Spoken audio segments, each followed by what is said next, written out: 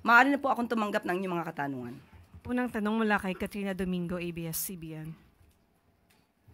Ma'am, may we know the President's reaction to the violence that happened in Recto and in Mendiola, which are areas very close to Malacanang? Ano po yung kanyang marching order bukod doon sa nasabi ni Secretary Remulla earlier to get to the bottom of the mess?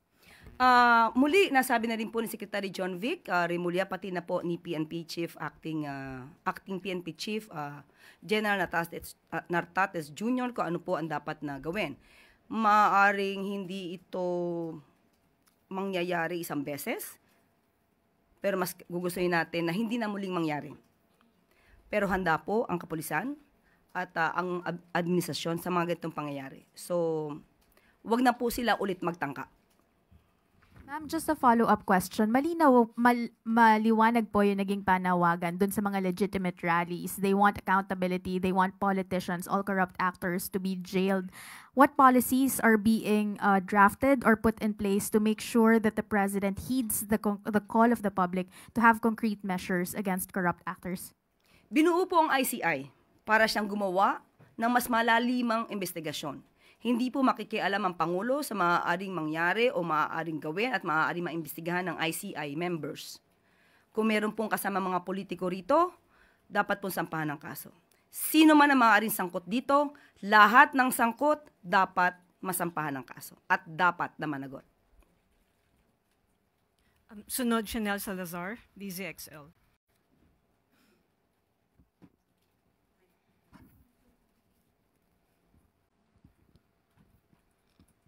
Good afternoon po, Yusek. May ilang magulang po na nasa harap ng Manila Police District na nagsasabi na yung mga nahuli daw po na anak nila ay hindi po kasama sa gulo at nadamay lang po, kaya po naaresto. Ano po ang reaksyon ng Malacanang dito? At plano po bang papanagutin ng pamahalaan itong mga magulang if ever mapatunayan po na sangkot yung kanilang mga anak na minors doon sa nangyaring gulo?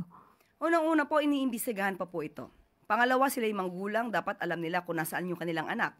Dapat alam nila kung anong ginagawa ng mga anak nila during the time na nagkakaroon ng rally. At itong mga marahas na pangyayari sa Ayala at saka si Mendiola. Ayala Bridge at Mendiola.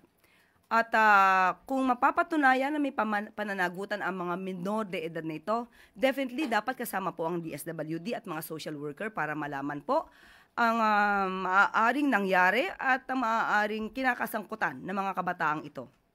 Hindi po naman sila agad-agad malilinis kung sila man ay minor de edad dahil meron pong kailangang intervention program na maisagawa. At kung sila ay 16 years old hanggang 17 years old, at maaari po silang makasuhan at kung mapapatunayan na they acted with discernment at makikita po na alam nila ang kanilang ginagawa, maaari po silang masintensyahan pero magkakaroon ng suspended na enforce ng anumang penalty na ipapataw ng korte. At maaari lamang itong isagawa kapag umabot na po sila sa edad na 21 years old. Sunod po, Maricel Halili, TV5. Magandang tanghali po, Yusek. Although it was mentioned already earlier that the President stayed in Malacanang yesterday, may we know who was with the President while he was monitoring? Ano pa po yung naging activities niya kahapon? Whole day po ba siya sa Malacanang lang? Sinabi na nga po kanina ni Secretary John Vic na siya ay nasa secured place sa loob ng compound at kung sino man po ang mga kasama niya ay hindi na natin muna ito masasabi. At opo, maghapon po siya nag-monitor. And may we know kung ano-ano na po yung activities ni PBBM today? Back, business as usual na ba siya? Opo, nagmamonitor na po siya dito sa Bagyong Nando at babanggitin ko na po ang kanyang statement. Nakatanggap tayo ng mga ulat mula sa iba't ibang probinsya ukol sa Bagyong Nando. Malalakas ang hangin na nararanasan ngunit sa ngayon ay hindi pa malakas ang ulan. May mga isinasagawang preemptive evacuation at tinutugunan agad natin ang pangangailangan ng mga nasa evacuation centers. Mahigpit nating minomonitor ang sitwasyon at nakaalerto ang lahat ng ahensya ng pamahalaan upang makapagbigay ng tulong saan man at kailanman kinakailanganin or kakailanganin. Yan po ang mensahe ng ating Pangulo. Sorry, ma'am, last na lang. Does the President plan to visit NDRRMC or meron ba siyang mga private meetings today? Ngayon, ang sa ating pagkakaalam ay dadalaw po siya sa NDRRMC at abangan na lamang po natin. Salamat po. Sunod, Chloe Hafana. Good afternoon po, Yusek. With public unrest rising, what is the plan to protect domestic and foreign investment from reputational risk? And what assurances can the palace give to investors that corruption risks are being addressed effectively, especially after the president's pronouncement po during his SONA that foreign investors should go to the Philippines? Well, anyway, we all know that investors want to invest in countries whose leaders fight corruption, whose leaders are willing to put in jail people who are corrupt. And that is what the President is doing right now. Siya lamang po ang presidente na nagpapaimbestiga ng malawakang anomalya, especially itong flood control projects, kahit sa panahon ng kanyang administrasyon. Wala sino man sa ngayon na nalalaman tayo na pinaimbestigahan niya ang sariling administrasyon. Lahat halos ay nagmamalinis. Pero ang Pangulo ay matapang na lumabas upang ipaalam sa tao ang maaaring pang-aabuso sa kaban ng bayan. So sa tingin natin, with that, we believe na lahat ng investors masahangaan ng Pangulo dahil lumalaban sa korupsyon. Thank you, ma'am. Sunod, Christian Yasores, DZMM. Magandang hapon po, Yusek. You mentioned kanina na open kayo dun sa possibility na baka maulit-ulit yung mga protesta kahapon. Ano po ang marching order ng Pangulo sa mga law enforcement agencies kung sakaling mag-spill over in the coming days or weeks yung mga ganong type po ng protesta na nangyari kahapon? Gayun pa rin po. Handa pa rin po ang ating kapulisan. Handa po ang administrasyon sa mga ganyang klaseng laban. At hindi po patitinag ang ating Pangulo sa mga ganyang threats. Sunod, Ivan Mayrina, GMA News. Yusek, lilihis lamang po ako ng konti. The PCIJ came out with a report that shows the president got millions in campaign contributions in 2022 from contractors while they had ongoing contracts with the government. And these contractors eventually got significant rise in public works contracts awarded to them in the last 3 years. How does the palace respond to this, especially since this is in violation of the Omnibus Election Code? Let the COMELEC do its job. Investigate. And if the evidence points to the president, sinasabi ho niya, there should be no sacred cows in this investigation, even if it eventually leads to him? The President is willing to be investigated. Thank you.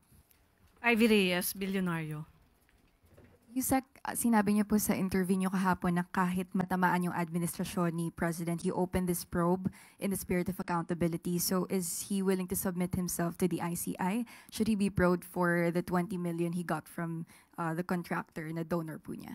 Opo, matapang po ang Pangulo at alam po niya ang kanyang ginagawa at kung ano man ang maaari maimbestigahan dito, hindi rin po niya i-excuse ang sarili niya. Sunod mula kay Evelyn Quiroz, Pilipino Ngayon. Good morning, Yusek. Sa mga investigasyon po sa Senado at sa House of Representatives, parang lumilitaw po na si Congressman Saldico po ang parang contact point sa investigasyon na ito. May impormasyon po ba ang palasyo kung nasaan po siya ngayon? Si Mr. Saldico, si Representative Opo. Saldico. Sa ating pagkakaalam, wala po sa ngayon. Tatanungin natin ang Pangulo kung may alam siya. Pero sa ngayon, wala po tayong nalalaman na anumang impormasyon patungkol siya. Kung sakali po ba ay pwede po bang willing ang Pangulo na parang mag-reach out naman po kay dating Speaker Martin Romualdez na siya pong Speaker nung panahon niya na pabalikin na po sa bansa para magkaroon po ng linaw ang mga investigasyong ito? Sa ating pagkakaalam, meron na pong binigay na order si Speaker D, House Speaker D, na siya kailangan ng bumalik in 10 days. So, nandun na po yung utos. Hindi na po kinakailangan ng Pangulo ang mag-utos dito. Si Congressman Saldico naman ay under po kay House Speaker. At kung hindi po siya tumalima sa 10 days, Sa tingin niyo po ba may may criminal liability po ba ito? Anong liability po ni Congressman Saldico? Thank you Kung po. criminal liability sa hindi niya pagbalik, wala naman po tayo nakikita mag-aaring criminal liability. Pero baka maaari niya pong sapitin ang nangyari kay Congressman Teves. Kung yun po ang magiging aksyon ng House of Representatives. Sunod muna kay Michelle Gilang, All TV. Good afternoon po, Yusek. Naipahayag po ng Pangulo na kaisa niya ang mga Pilipinong nagprotesta laban sa katiwalian at korupsyon kahapon. Sa tingin po ng palasyo, ano po kaya yung dahilan bakit may grupo pa rin na ginustong may intention na sunugin ng Malacanang? Merong gustong kumuha ng power. Yun lang. At gustong sirain ang magandang nagagawa ng Pangulo at sirain ang Pangulo sa mata ng ibang tao. Okay. Thank you. Yusek Claire. Okay, salamat. At dito na po nagtatapos ang ating press briefing. Magandang araw para sa bagong Pilipinas.